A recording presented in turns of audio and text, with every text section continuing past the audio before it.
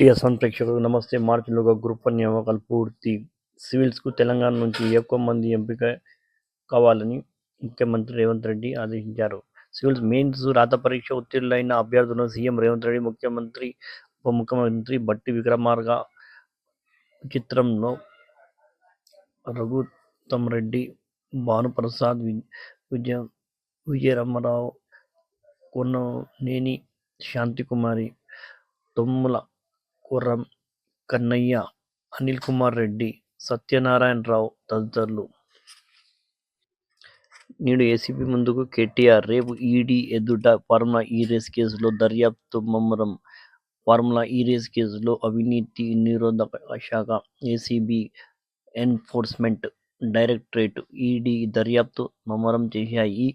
ఈ రెండు సంస్థలు సోమవారం నుంచి నిందితులను వరుసగా విచారించనున్నాయి. ఏసీబీ నమోదు చేసిన కేసులో మాజీ మంత్రి కేటీఆర్ ప్రధాన నిందితుడుగా ఉన్న విషయం తెలిసిందే. గత నెల 19న తొలుత ఏసీబీ ఎఫ్ఐఆర్ నమోదు చేయగా ఈడీ రంగంలోకి దిగింది. పోలీసులు ఎఫ్ఐఆర్ ఆధారంగా మరుసటి రోజే enforcement case information report ECIR నమోదు చేసింది.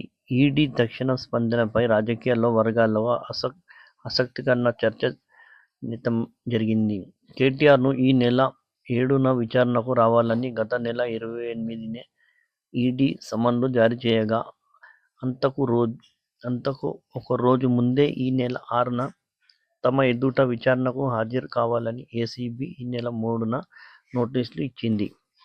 తెలంగాణ ప్రగతికి విజన్ 2050. న్యూయార్క్, టోక్యోలో ధీటుగా 30,000 ఎకరాల్లో ఫ్యూచర్ సిటీ. జాతీయ రాజకీయాలపై ప్రభావం చూపలేకపోతున్న తెలుగువారు తెలంగాణ, ఏపీ రాష్ట్రాల్లో ప్రపంచంతో పోటీపడేలా హైదరాబాద్ అభివృద్ధి. చంద్రబాబు, వైఎస్ కృషి. ప్రపంచ తెలుగు సమావేశాల ముగింపు సభలో సీఎం రేవంత్ రెడ్డి తెలంగాణ రైజింగ్ నినాదంతో రానున్న 25 ఏళ్ల అభివృద్ధి కోసం విజన్ 2050 ప్రణాళిక రూపొందించామని సీఎం రేవంత్ రెడ్డి వెల్లడించారు. న్యూయార్క్, టోక్యో నగరంలో పోటీపడేలా 30,000 ఎకరాల్లో 4వ నగరాన్ని ఫ్యూచర్ సిటీని సాంకేతికంగా, పారిశ్రామికంగా అభివృద్ధి చేయనున్నట్టు తెలిపారు. తెలుగు ప్రజలు విడివిడిగా పోటీపడటం కన్నా కలిసి అభివృద్ధి వైపు పయనిస్తూ రెండు రాష్ట్రాలు ప్రపంచానికి ఆదర్శంగా నిలుస్తాయని పేర్కొన్నారు. దేశంలో హిందీ తర్వాత అత్యధిక ప్రజలు తెలుగు మాట్లాడుతున్న కోట్ల మంది వివిధ రాష్ట్రాల్లో, దేశాల్లో ఉన్నప్పటికీ జాతీయ రాజకీయాలపై ఆ స్థాయిలో ప్రభావం చూపలేకపోతుందన్నారు. దానిపై కారణాలెన్నో విశ్లేషించుకోవాలని చెప్పారు. ఆదివారం హైదరాబాద్లోని హెచ్ఐసిసిలో ప్రపంచ తెలుగు సమాఖ్య 12వ ద్వైవార్షిక సమావేశం ముగింపు సభలో ముఖ్యమంత్రి రేవంత్ రెడ్డి పాల్గొని మాట్లాడారు. ఆరాంఘర్ జూ పార్క్ పైవంతెన నేడు ప్రారంభం. ఎట్టకేలుగా ఆరాంఘర్ బహదూర్పుర జూ పార్క్ వరకు నిర్మించిన పైవంతెనను ముఖ్యమంత్రి రేవంత్ రెడ్డి సోమవారం పైవంతెన నేడు ప్రారంభం.